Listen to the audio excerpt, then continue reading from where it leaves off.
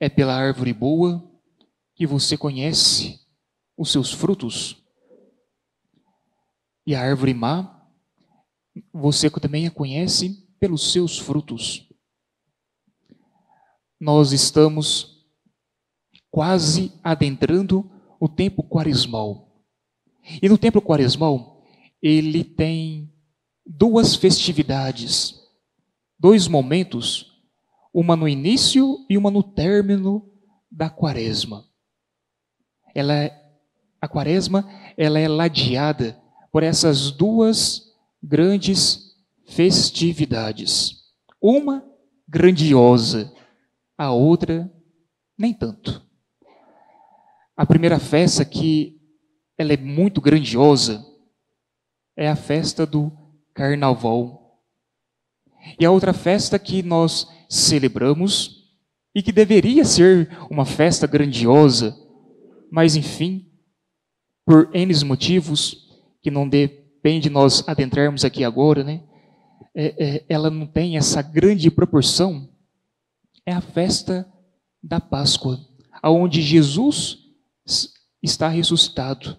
Nós encontramos o Salvador da humanidade, o nosso Criador, aquele que fez tudo o que nós vemos, tudo que nós esperamos, tudo que nós sentimos.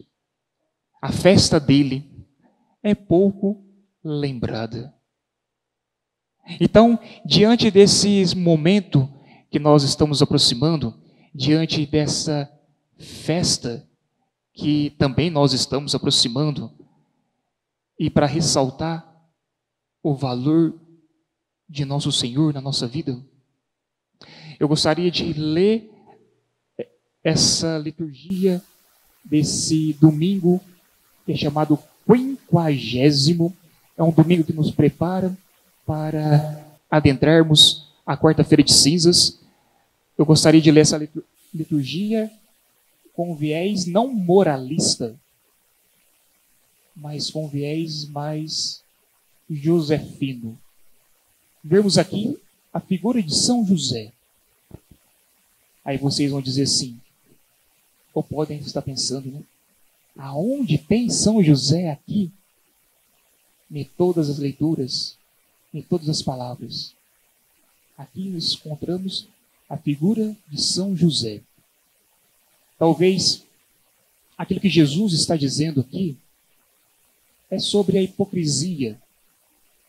Mas antes de nós adentrarmos propriamente no mal, vamos olhar para o remédio contra esse mal. E o remédio é São José.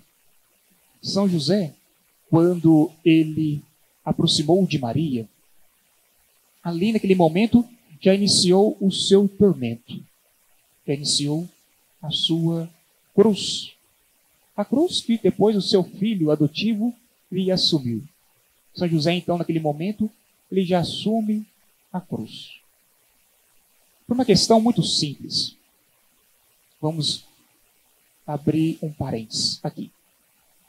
Eu sei que o que eu vou falar agora é algo diacrônico, ou melhor, anacrônico, né? Fora do tempo, não está na diacronia, não está no tempo. Então, esses dois personagens que eu vou mostrar aqui agora, eles nasceram depois de São José. Mas aqui é questão interessante. São José não conhecia, e no entanto São José fez a avessa ou o contrário daquilo que os personagens nos influenciam até hoje. Se nós olharmos para a história, nós veremos que no início do cristianismo, logo depois de Cristo, mais ou menos no século V, VI, talvez até século IV, nós vemos uma figura chamada Pelágio. Eu acho que vocês já ouviram falar sobre essa heresia, pelagianismo. E Pelágio, ele era católico, era um cristão, era um monge holandês, era um homem que vivia a fé. Mas Pelágio dizia a seguinte maneira: se você não é santo, o problema é seu. Então é porque você não está exercitando a santidade. Você não está procurando crescer na santidade. E assim é a heresia de Pelágio. Então você tem que ter autonomia, tem que ter forças próprias. Se você não cresce, é porque você está em déficit, está em falta de jejum, oração, de mortificação, de vida oracional. Mas depois de muito tempo na história, lá no século XV, meados do século XVI, existiu um outro personagem que era totalmente o contrário de Pelágio. Pelágio dizia que era necessário você ter força. Mas no século XV surgiu um personagem que chamava Lutero, Martinho Lutero, o pai do protestantismo, que também vocês já ouviram falar sobre. E Lutero dizia então o contrário. Ele dizia assim: olha, acontece o seguinte, Deus é legal, Deus é bom. Então, pinte, borde, faça o que quiser, agora, aproveite a vida, porque no finalzinho da vida, aí você se dedica à oração. Porque afinal de contas, Deus é bom. Aí você vai ter tempo, aí Deus vai te perdoar, faça uma boa confissão e Deus perdoa. Porque Deus é amor. Então percebam que Pelágio era rigorista, Lutero era laxista. E aí Lutero, ele tinha uma expressão latina que talvez nós usamos e é necessário nós tomarmos cuidado com essa expressão. A expressão diz: sola fide, sola escritura. Só a fé, só a escritura.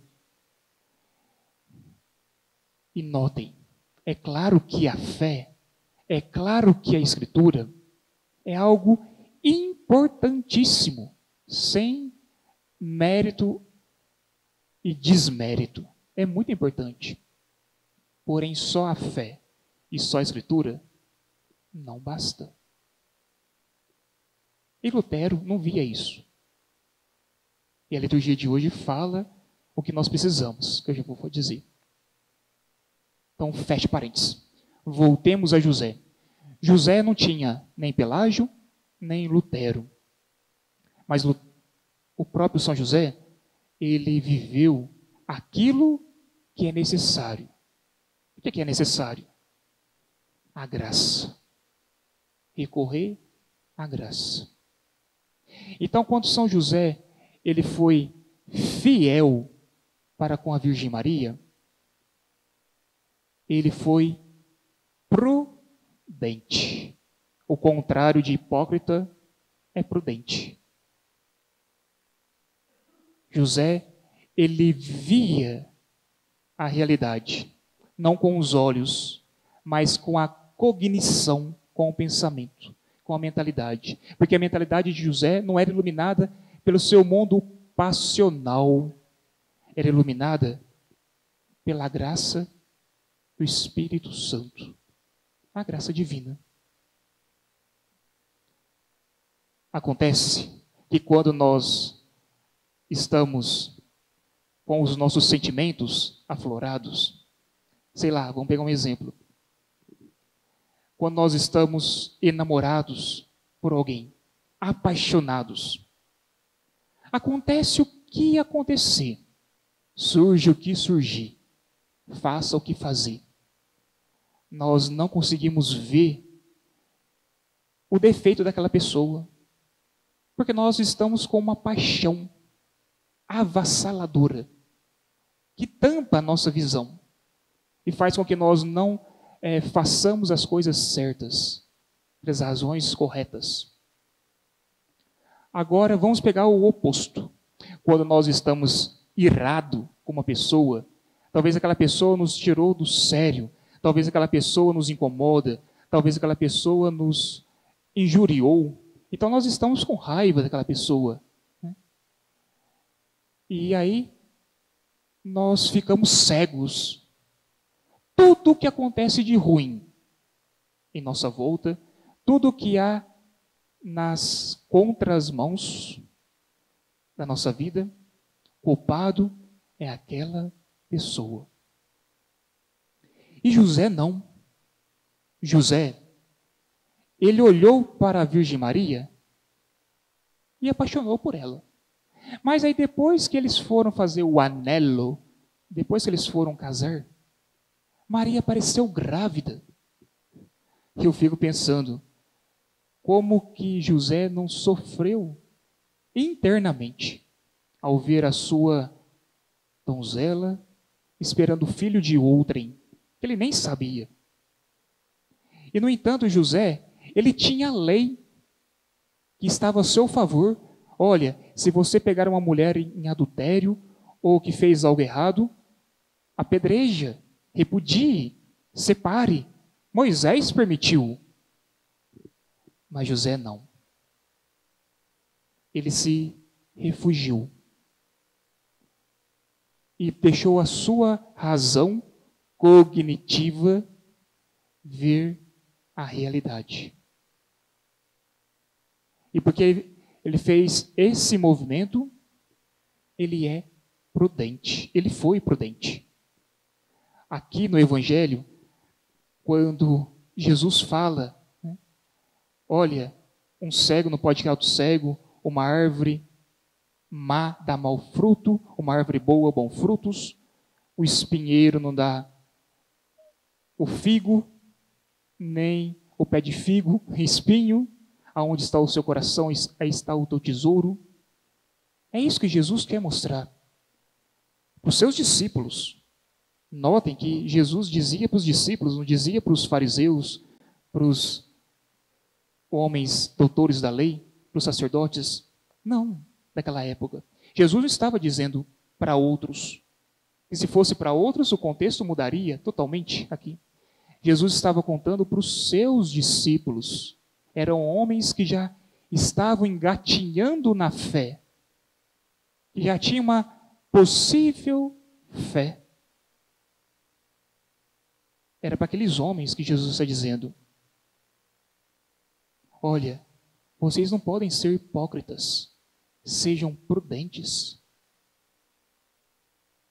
Vejam a realidade não com os olhos, mas com o pensamento, com a mentalidade. E aí, para nós agirmos bem, nós temos que ter a visão de Deus. Olhar como Deus nos olha. Ver como Deus nos vê. E a primeira leitura, então, vai nos ajudar a olharmos com o olhar divino. Ele diz: olha, você conhece o homem pela sua palavra. Talvez o homem se apega muito na lei, esquece uma palavra.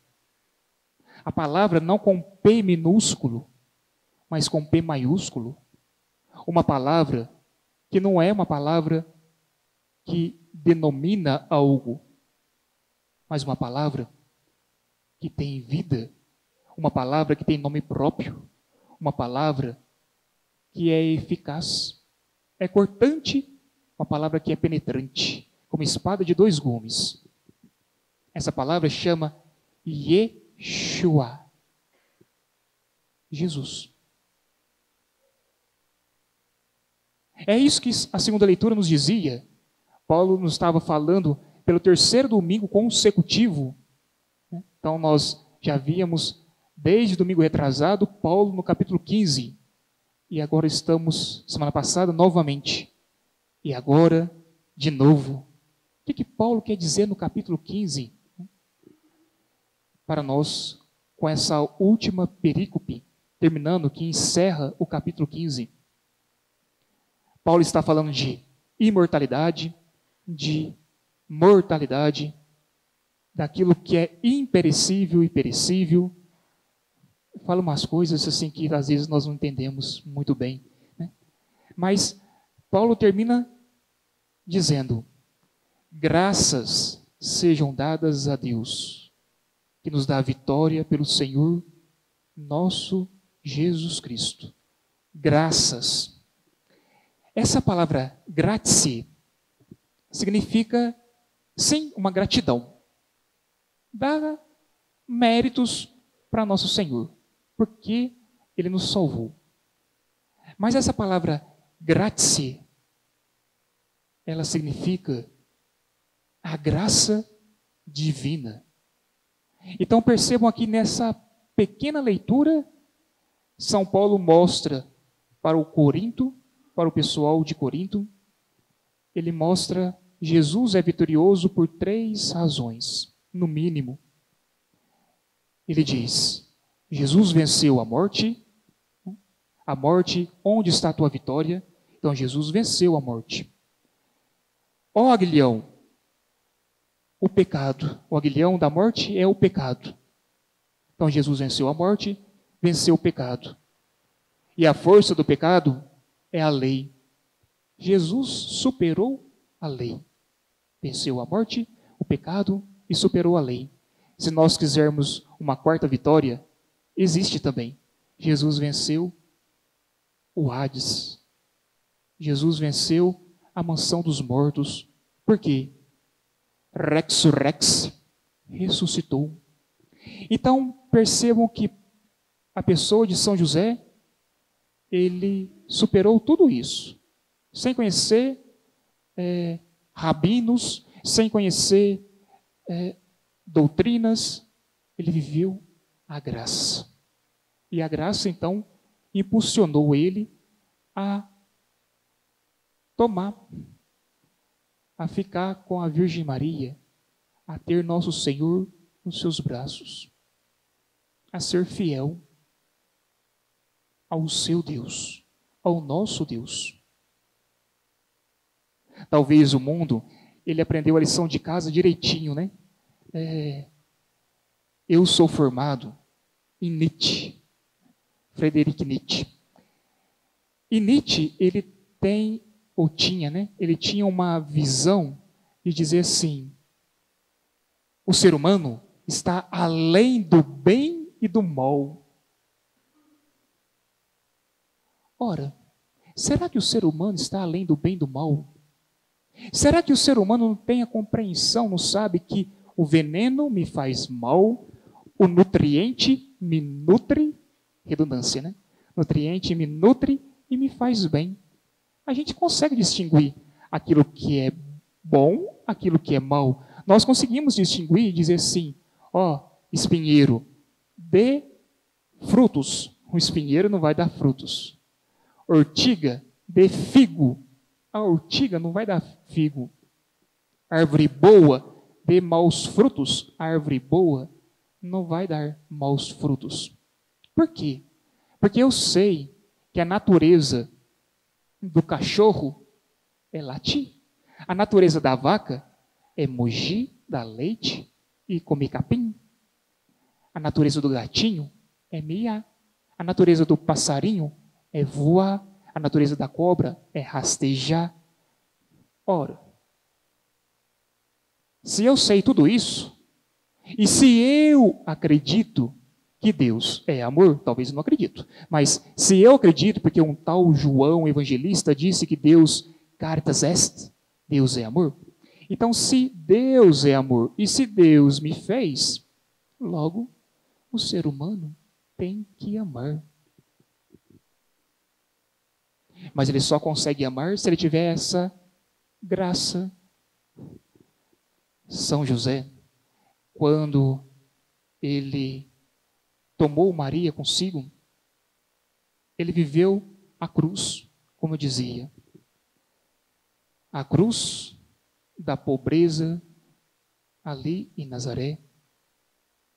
Ele sofreu uma cruz quando Herodes perseguiu e ele teve que ir para o Egito ser exilado. José sofreu quando ele estava em Nazaré, voltou para sua terra. E ali em Nazaré ele teve que viver na carpintaria, no silêncio, no anonimato. José superou tudo isso, porque ele tinha do lado dele Jesus.